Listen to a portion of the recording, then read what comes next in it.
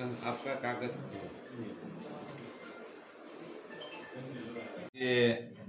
অনুমান 5টা থেকে 5:30টার ভিতরে আমাদের কাছে একটা খবর আসে যে একটা বাংলাদেশি সে আমাদের দুর্গানগর হয়ে বাংলাদেশে বের হবে। অ্যাকর্ডিংলি আমাদের অফিসার মনোজিৎ দেববর্মা এবং অন্যান্য আমাদের ডিস্ট্রিক্ট পুলিশ সহ মিলে দুর্গানগর উৎপেতে বসে থাকে। তখন দুর্গানগর টাই জংশনের কাছে একটা ছেলে কালো শার্ট পরা এমন খবর ছিল, তাকে ডিটেইন করা হয়।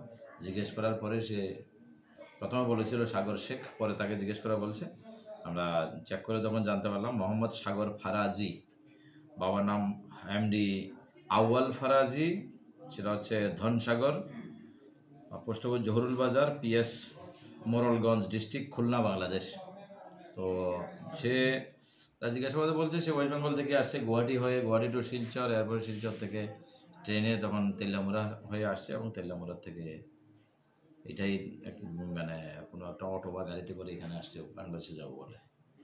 মূলত কিসের জন্য এসেছে স্যার, এই বিষয়ে কিছু কাজকর্ম করে বলে আমরা শুনেছি। অ্যাকর্ডিংলি আমরা এটার উপরে ফার্দার ইনকোয়ারি করবো, দেখা যাক এটা পিছনে আর কে জড়িত থাকতে পারে। তার সঙ্গে কিছু পাওয়া গেছে না, তার সঙ্গে কিছু প্রায় 6-7 হাজার টাকার মতো, 7,300 টাকার মতো পাওয়া গেছে। ইন্ডিয়ান না বাংলাদেশি? ইন্ডিয়ান টাকা। আর আর তো তার মোবাইল চেক করে আপনারা কিছু পেয়েছেন? এই চেক চলছে এখন, আমাদের বিভিন্ন অর্গানাইজেশনে আসছে এবং ইনকোয়ারি করবে।